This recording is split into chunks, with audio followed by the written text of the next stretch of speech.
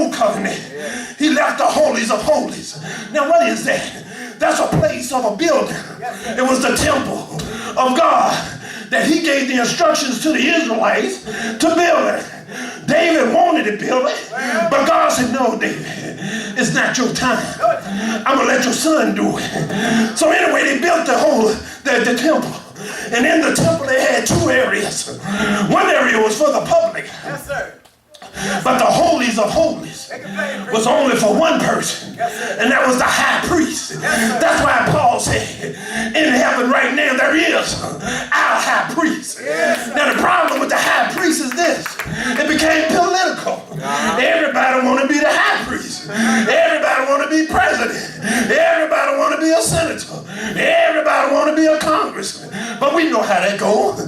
That's when all sin start getting involved, and you start paying people to do things. You started paying people to do things that's unlawful. Even in this race right now, they tell me they spend tens of millions of dollars for negative ads. I can think of $10 million I could use right here in Good Hope. I can think of 10 million reasons why the church members in here can be blessed with $10 million. But that's what happened when you get man involved. Anyway, the priesthood became a way of life for certain politicians. But keep in mind now, back in the old days, only the Levites could be priests. Remember that, because God had already ordained them and assigned them that task. Well, but back in the cross on the new covenant, the new covenant is when Jesus came. But as he was on the cross, this is the beauty of God. And it didn't even get the dawn on me until I read in the New Testament, read back in the Old Testament, and read back in the New Testament. And I said, oh Lord, I see you now. I see why you was up on the cross. Somebody said he was stretched wide and hung high. But that was for a reason. That was for you and me. As he was stretched and as he was pierced, this is what took place in the temple. At a certain time of the day, when Jesus said, I give up the ghost, I'm finished. It is finished. I've done a good job. I did what my Father sent me to do. But nobody realized that in the temple, where only the holies of holy could go, and there was one priest. The other thing that was a problem with that, they could only go in the holies of holies one time. Yes, sir. Yes, sir. During 365 days in a year. Don't know. So Paul is saying, the old covenant was okay for y'all, but y'all still did not pay heed to God's word. Well, you repeatedly sin.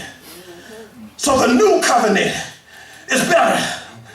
Jesus entered heaven in the holies of holies.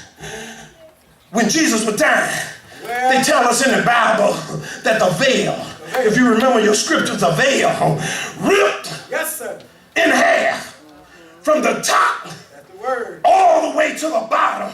Now there was a reason for that, because that did away with the priesthood.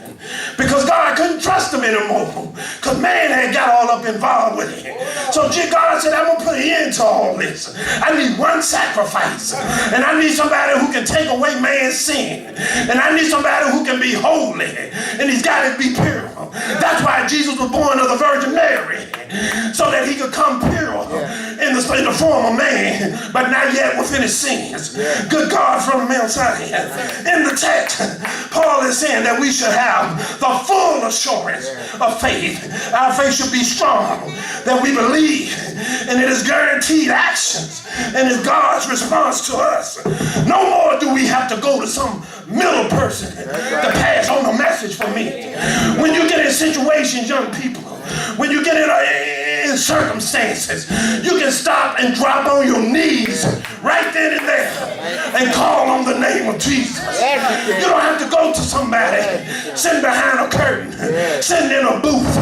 You can go straight to Jesus. And it don't have to be in your secret closet. But the Bible is saying that you need to just get away somewhere where you can talk to God. Just get away and send up your prayers. Somebody said, I don't know how to pray. And I responded, it's just like talking to your mother. Just tell them what's on your heart. And if you get to the point